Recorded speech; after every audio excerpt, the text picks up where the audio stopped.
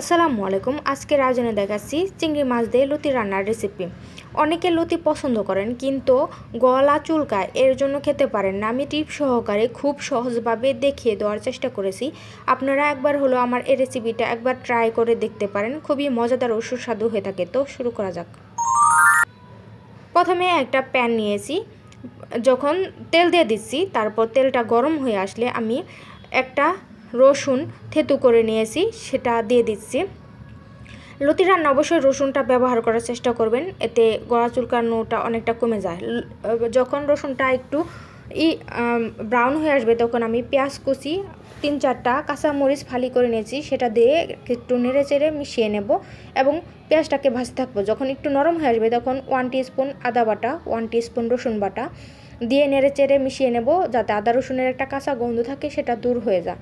তারপর জিরা বাটা দিয়ে দিছি, আবারও নেড়ে চেড়ে মিশিয়ে নেব।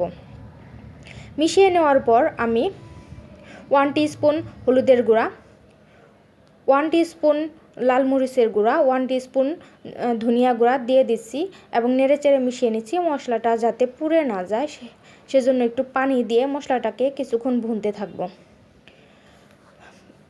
আপনারা কে কেমন ঝাল খান সে অনুযায়ী আপনারা হলুদের গুঁড়া, মরিচের গুঁড়া কমিয়ে বাড়িয়ে নেবেন।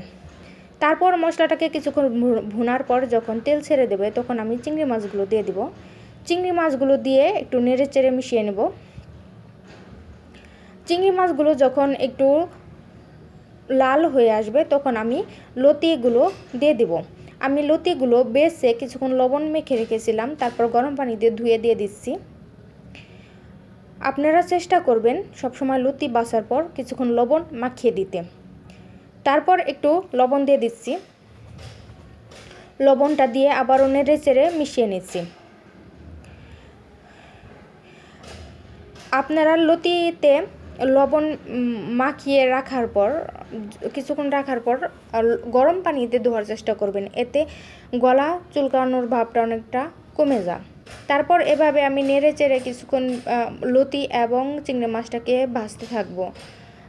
কিছুক্ষণ ভাজার পর যখন লতি এবং চিংড়ি মাছটা একটু নরম হয়ে আসবে তখন আমি একটু পর্যাপ্ত পরিমাণ পানি দিয়ে দেবো। পানিটা বেশি দেবো না, যেহেতু লতিতে ঝোল রাখে না, আবার ঝোল পানি থাকলে লতিতে পানি থাকলেও গলা চুলকায়।